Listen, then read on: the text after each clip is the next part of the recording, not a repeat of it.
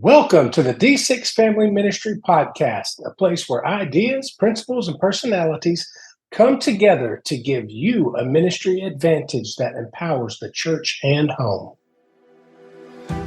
I don't know anything more important in our society or in the kingdom of God than to help the church, help the family. Discipleship is not an event, it's a way of life. And one day it just hit me that discipleship at home was not about doing more. It was about inviting Christ into what we were already doing. The goal of family ministry is not families sitting on the couch holding hands and singing Kumbaya. The ultimate goal is families that love God, love people, and make disciples of all peoples. So that's why you're here. You're here to say 1 hour a week, as significant and as awesome as it is, we know that it's not enough and we want to be intentional with every hour. You're listening to the D6 Podcast. Here are your hosts, Marianne Howard, Ron Hunter, and Josh Wooten. You know, it's always been a joke that our parents tell us about how hard it was or how weird it was or how different it was back in the day. We all remember that. Back in my day. Yes, I walked uphill both ways in the snow, barefooted. You know, I'm not talking about this, but if your kids knew your parents or grandparents experienced, lived around, or encountered X, what would X be that your kids go, no way, Mom, no way, Dad? What would they say? What would you be telling them? Okay, well, first of all, their grandmother, my mother, learned how to type on a typewriter and learned shorthand, which for that time was basically the T9 text of our day, you know. And so from a digital, the speed of digital, you know, change, when Mimi talks about her life with like typewriters and shorthand and just the levels of phones, you know, that are attached, like the rotary phone and, you know, having a landline, they literally stand there in shock that was a time. You're making me feel old because you're talking about Mimi, and I learned to type on a typewriter. And I was going to say, half up. our audience is offended right now. Sorry. My grandmother literally had one of those phones in her house from like, you put the one piece up to your ear and you talked in the other part. Like it was one of those old school deals like, Andy, get me Barney. I think one of the things with maybe not my grandparents, but my great-grandparents, because my parents passed away early on in life, but both my great-grandparents came from families with over 10 siblings. My grandmother on my mom's side had 14. There were 14 total. And my grandfather's, it was like 10 of them.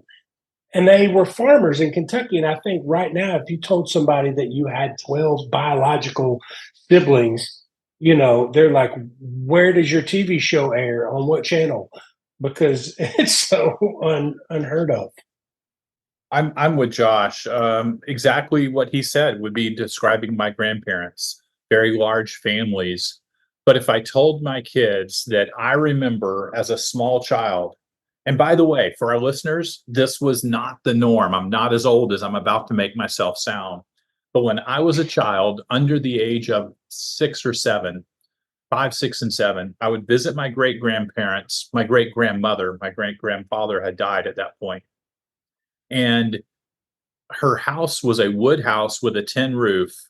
And I remember being able to look down at the boards on the floor, and there were gaps between the boards, and I could see the dirt down below, about 2 feet below, because the house set on concrete little blocks.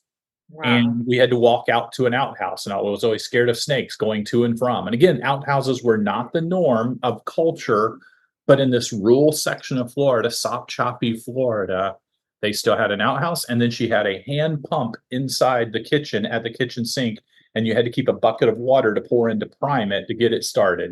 Wow. I mean, that's just something I think of Abe Lincoln doing and seeing, not me, you know? Yeah. So kids would go, no way, you know? And Marianne. But I think. Yeah, you now compare that whole typewriter versus I was thinking You know, just knowing what Eric is getting ready to talk about, something that strikes me as well is like I'm a quilter and I'm in the Yeah. quilting world, and quilts from back in the day, quilting bees, they used feed sack, and the material was extremely expensive. And so it was used off of like their grocery sacks, like feed sacks. It was anyway, and just that the fabric of that time told a story, and each piece told a story. And that's really where our interview is going with Eric, is he really talks about the value of story. Yeah. What a Right. skill and what a tie-in, Marianne. This is good. yeah. Yeah, let's listen to Eric because you got to hang in there to the end to hear the story Yes. of his grandmother. Yes. And Eric is quite an artistic writer, very gifted writer, and we can learn a lot from him. Let's listen to Eric and we'll unpack it on the other side.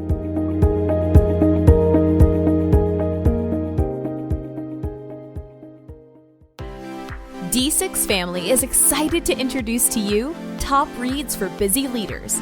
12 articles curated weekly for you, for free. Each week, Top Reads for Busy Leaders will send you a dozen articles or blogs that cover a variety of relevant topics, such as culture, leadership, ministry, current research and data trends, parenting, and more. To subscribe to this free weekly email, visit randallhouse.com and sign up for Top Reads for Busy Leaders. That's randallhouse.com.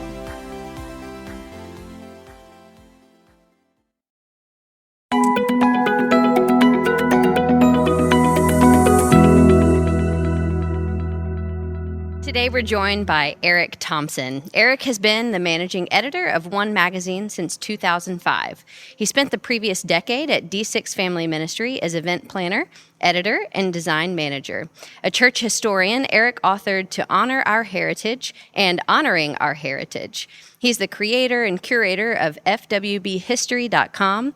He and his wife Jen attend Bethel Church near Nashville, Tennessee, where Eric leads worship. So good to have you today, Eric. It's good to be with you.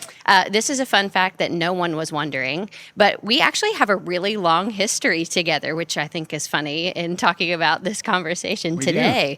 But you were friends with my grandfather.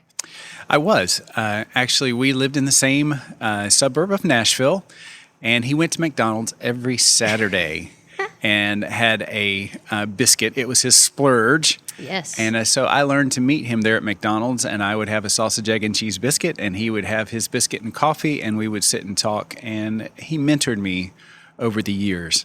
Man, and I was very, very grateful for his influence in my life. Yeah, that's awesome. I remember meeting you when I was young just because of that relationship. And I'm thankful that I got to have a great relationship with my grandfather.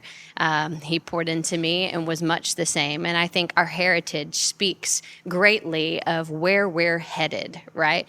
And so, like today, in today's world, thinking about like all of the ancestry tests and things like that there are, I think there have been people who have maybe been adopted and been able to find their birth family, or just like dug into their own family history to learn more about who they are and where they come from. And I think also that can also lend itself to some challenges. Would you agree with that? I would agree. I think it goes beyond all of the technology available to us today. The truth is, anytime you dive into history, you never know what you're going to find. Yeah. However, the benefits of knowing your story far outweigh the dangers. I like to think of it like snorkeling. I love to snorkel. There are some risks involved. There are currents, there are sharks, barracuda. Oh, gosh. But you know what? Until you get below the surface, underwater, with the risks, you don't see the amazing coral and the wildlife and the turtles. And just magical moments in this world God created. And I think of history like that. There are dangers in pursuing history, but far more blessing. Why is this something that you're so passionate about?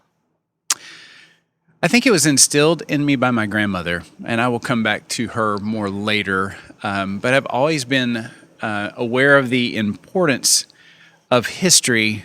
But since her passing a few years back, it's become even more important. I'm also concerned about church history, and talking about our personal faith history is simply a stepping stone to our collective church history, because we are the stones of the church, lively, living stones. We're all together as part of the body of Christ, and our individual stories make up our greater story of faith. I like to think of it as a mosaic. All of these incredible individual stories of what God has done come together to create an amazing picture of His grace. Yeah, let's talk about that with the faith context. So, do you think it's an important part of us and where we're going and who we are and who we aspire to be, even when we think about our family of faith? Yeah, I would even go further than that. I would say it's a biblical mandate. If you go back in the Old Testament, I mean, this is we're here at the D6 conference, and we all know Deuteronomy 6, 4 through 10, which is all about parents passing their faith to their kids. But then if you go on over to verse 12, which we sometimes forget, we stop at verse 9 or verse 10. But in verse 12, there's this amazing statement. It basically says, do not forget the Lord. Well, writing the story of our faith helps us to keep that going in the next generation. I love the story in Joshua 4, when Israel had wandered in the wilderness and a generation had died off, and they were finally ready to cross the Jordan River into the Promised Land. It was at flood stage. How do you move, millions of people across a flooded river? Well, as we remember, God miraculously rolled back the waters, and they were able to walk over on dry land. And looking back on the other side, Joshua told the people, set up 12 stones. He got one guy from each tribe, and they set up stones in the middle of the river. Stepping stones is what I picture. And he said an amazing thing. They asked, why are we doing this? Well, he said, in times to come, when people ask why those stones are there, when your kids ask why those stones are there, you say, because God brought us over. It's a reminder of what God has done, our faith story. One other passage I want to mention is Isaiah 38, the story of Hezekiah. Hezekiah survived a life-threatening, it was a fatal illness. But he prayed and he asked God to spare him. And God did. He even told him, I'm going to give you 15 more years. You've got 15 more years, bud. Make the most of it. That's my loose translation there. But then Hezekiah said an amazing thing. He recorded it, and he said, I'm here to praise the Lord. Only the living praise the Lord, not the dead. And then he said, godly parents tell their children about the Lord's faithfulness. And then he repeats, only the living, not the dead. What a great point.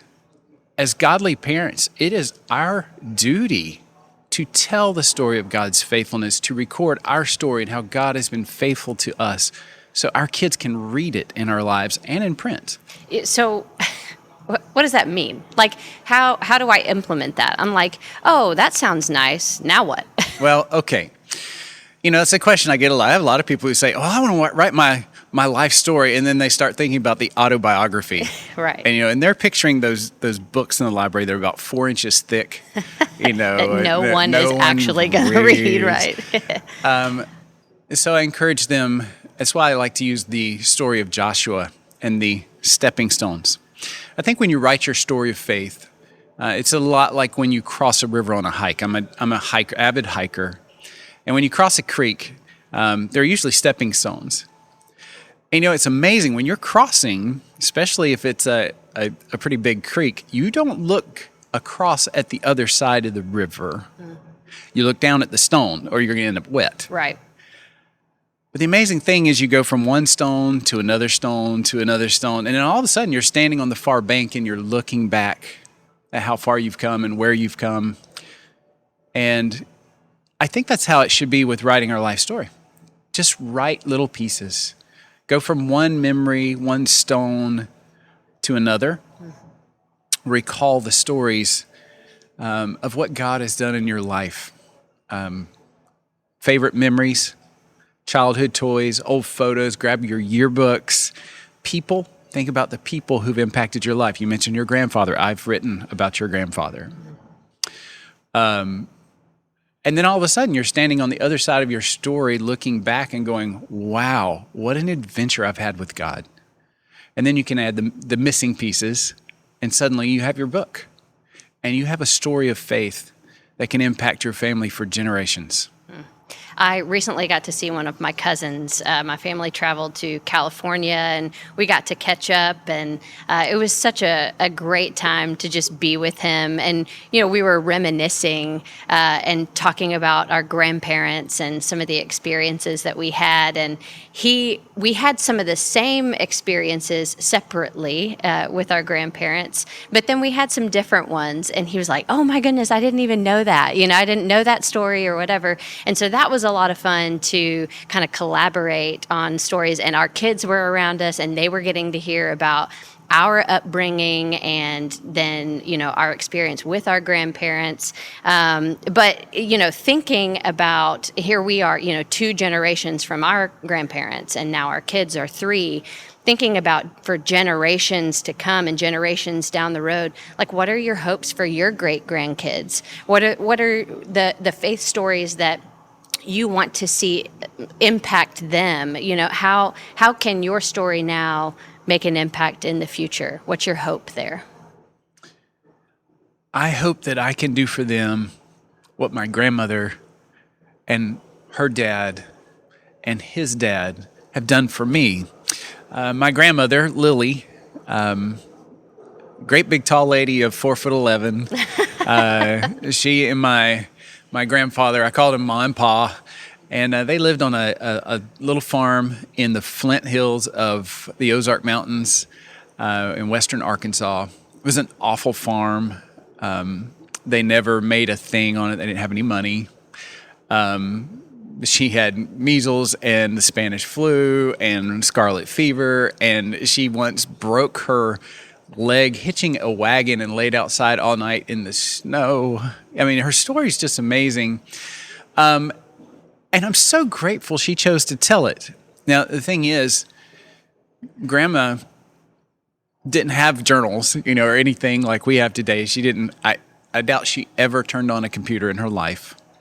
But what she did is she took the cardboard backs of cereal boxes and bills of lading from chicken feed, which were kind of cardboard in texture, and she bound those together with copper brads, and she made these little journals. And piece by piece, she wrote down her stories.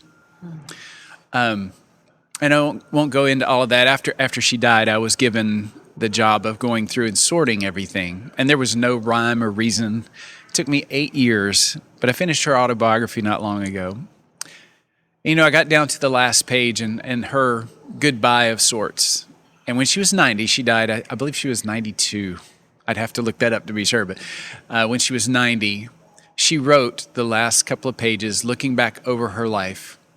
And she said, in generations to come, I hope every person who reads these small stories of mine will see the picture of God's faith. And then she presents a clear plan of salvation and basically said, I've done this, and you can too.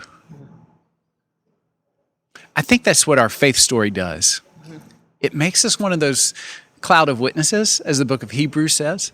We tend to picture the cloud of witnesses as this bandstand in heaven where everybody's watching us, go, go, go. That's not what the word means. It's example. We actually get our word martyr from it. I want to be an example of faith to the generations to come.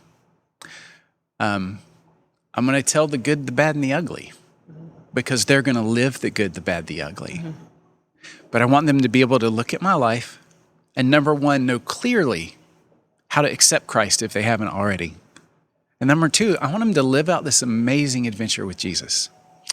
If I can do that, like my grandmother did, my dad, and so many others, what more is there? Yeah, that's beautiful. I hear you talking about the impact on the next generation, knowing that they know Jesus, right, or have the opportunity to know Jesus, but also to see Jesus in you and the way that the Lord shows his faithfulness through our life, which sounds a whole lot like discipleship, doesn't it? Well, it really is. Writing your faith story is simply an extension of discipleship. It's passing, there are not many things that you can leave in this world. Mm-hmm. You can leave your story of faith. And the truth is, I don't know if you've ever, I love to fish, and there's a little place called Sycamore Creek near our house. And there's this one deep pool, and I love to be the first person there in the morning and to toss a rock out in the middle and to watch the ripples just slowly work their way all the way out to the edge of the river. That's what our stories of faith can be. You don't know where they're going to land. You don't know the impact, the ripples, how far it will go. And if the ripples of our faith can disciple generations after we're gone, what an amazing blessing for them, but for us to know that we've left that behind. And that's why I encourage people to tell their story of faith. Okay, so for the person who's like, okay, I'm going to do it, right? Like, sure. What are some resources that you can point them to? Maybe they're like, I'm not a good writer, or I don't even know where to start. Like, do I just start now? Do I go back to the beginning? Like, talk to that person. Where can you point them? What do they need to do? Well, so let me throw out a really easy one. And it's new, and I've just started it. So this is with a disclaimer. I'm still in the middle of this. Okay. It's called Storyworth. Yeah. My mom does that. Okay. Yeah. Super cool. Once a week, and you can either take their questions or you write your own questions, and they simply prompt you. But once a week, they send you an email. You respond to the email with an answer about your life. And at the end of the year, they send you a book. Okay, I didn't know about the book thing. Yeah, you can order a book. At the end of the year, awesome. They compile it and send it to you in a bound book. Okay. Really neat. Yeah. It does cost. It's about $100 for the basic, and then you can choose, add on this, add on that. But it's a neat thing. I encourage people to check it out. Ride that wave of cutting edge new ideas. Then I also recommend About You, About Me, the generational legacy journal. Dr. Ron Hunter wrote that, I believe, in 2019. I may be wrong about that. It's a really wonderful journal. He and I have spoken about this. It has a unique approach because you start the journal before your kids can talk, before they can write out their stories. So the left-hand side of the page is where you write your story. And on the right page, you tell their story. And then when they get old enough to write their story, they can continue that. That's cool. So it's a great approach. And then I also recommend To Honor Our Heritage. I released this book in 2022. Full transparency, it's not a book about personal stories so much. It's a book to help churches write the story of their church. The amazing thing is, I mentioned earlier, all of us are part of a church. And as individuals, we make up the church. You can take the same principles that are spelled out in the book in great detail, from planning to writing to design to getting it published and even promoting if you want to publish your book. Yeah. It's all in there. And so To Honor Your Heritage, and I recommend that. Both of those last resources are available from D6 Family Ministry. You can find it on their website. What about the person who's like, I am the first person of faith in my family?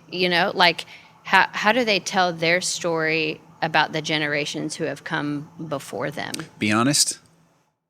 That goes all the way back to where we started. Mm-hmm. Sometimes when you dive into your history, it's painful. Yeah. Whether it's church history or individual history or our history as a nation, we hear a lot about that these days. Mm-hmm. Never shy away from the truth, because the truth will truly set us free. And that's the way if you're a new believer, that's your story. So tell the story of how Christ set you free from the past of your family. And redemption's an amazing, amazing thing. Yeah. Well, Eric, thank you so much for being with us today. It's been a joy to get to talk with you. I've enjoyed it, and I encourage everyone to go write their stories.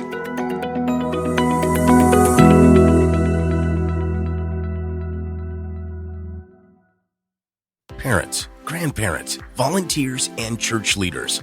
Are you ready to take your family discipleship to the next level? Join us for the 2025 D6 Conference, where faith and family come together. At the D6 Conference, you'll connect with like-minded individuals, learn from top family ministry experts, and explore innovative ways to disciple the next generation. Join us in Seattle, Washington, March 21st and 22nd, or in Orlando, Florida in April from the 22nd to the 24th, featuring dynamic speakers, engaging workshops, and practical resources that you can take back to your church and home. Don't miss out on this life-changing event. Visit d6conference.com to register now and be part of a movement that's shaping the future of faith and family discipleship. D6 Conference 2025, where true family ministry training happens. March 21st and 22nd in Seattle, Washington, and April 22nd to 24th in Orlando, Florida. Register today at d6conference.com. Well, I was honored that Eric mentioned a resource that we got a chance to produce, the About You, About Me D6 Family Journal. My favorite. If you're one of the people who you're like, man, I can never sit down and write my own story, that online digital resource that he talked about, that's a great way to go. A little expensive, but a wonderful way because it's going to prompt you on a weekly basis. If you're a little more disciplined and you want a less expensive way, grab that journal, put it on your desk or beside your easy chair or wherever you will frequent seeing it, and open it up once a week and write a page or two in it, and just take your time doing it. But we do need to write our story. We need to tell these things that our kids most want to hear. What advice do you have for our listeners to tell their story, and how do you tell your story to your kids? Well, we talked about genealogy, and a friend of mine's a photographer, had a talk about 10 years ago, and he said that we are the first generation of our family's digital family tree. And how if we wanted to hear about our grandparents, you have to go share stories with family members and get them, record it and write those things down. But now we have we have platforms where we are telling our God story. And our great grandkids, when they want to learn about great grandma Mary Ann or Gigi or whatever she's going to be called in the future, they're going to go to your Facebook. They're going to go to YouTube. They're going to go to Instagram. And that's where we have an incredible way to shine a light upon what Jesus has done and is doing, and to tell our faith story for not only the world to hear, but, our families, as we talk about this sharing of our faith stories. And it's discipleship. It's present Mary Ann taking care of future Mary Ann and those generations. That's a great suggestion. I think one of the things that we've done is we got those journaling Bibles that have lines outside on both sides for each of our boys. We thought about it after Xander was born. So when Zeke was born, we actually put his footprints. That's a great gift, by the way, for new parents, is we had his footprints put into that Bible, and Chad and I switch off each year, journaling and dating and capturing moments in scriptures and what's going on in their life. And we date it in that Bible to hopefully, not hopefully, but to give it to them, gift it to them when they graduate, high school. That is so rich. That is. Wow. That truly, truly is a wonderful approach. Do you think there's any novelty? In a previous episode, Josh, you talked about Lena breaking out the felt board and flannel graph. Is there novelty to breaking out the old photo albums and flipping through the pages of just fixed photos?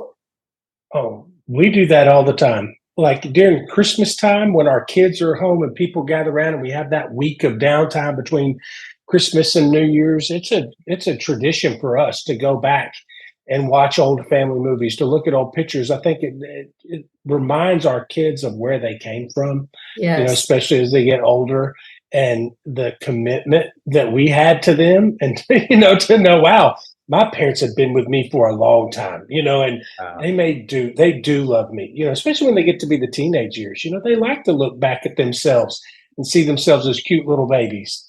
And you break out the VHS tapes, Josh? We have VHS. We have more mini DV tapes. These little things that were right in the early 2000s, mini DVs. We have a few it's not VHS solely, but it's like a tape that goes in a VHS. I think it's called a Hi8 or something like that. But So did yeah. VHS predate you? Oh yeah, we didn't have the big giant. Now my grandparents had one of those, but I never had one of those. I had a nice sleek digital camera. It plugged into my computer. Yeah, so we captured our kids on one of those big VHS cameras on your shoulder, and my parents captured us. They actually had a smaller camera and captured 8mm when I was a little boy. Wow. Yeah. Wow. So you can't just break that out easily and show it. But the question I have, the most important question of all, is: did life exist prior to Facebook memories captured digitally? And you've said yes. Yes. To all of that. So I'm so glad. Eric, thank you for sharing, letting us walk down some memories about our family. Certainly enjoyed hearing your stories. And we look forward next week to listen to Corinne Noble. And she's going to provide her insight to all of you as our listeners. We'll see you next week.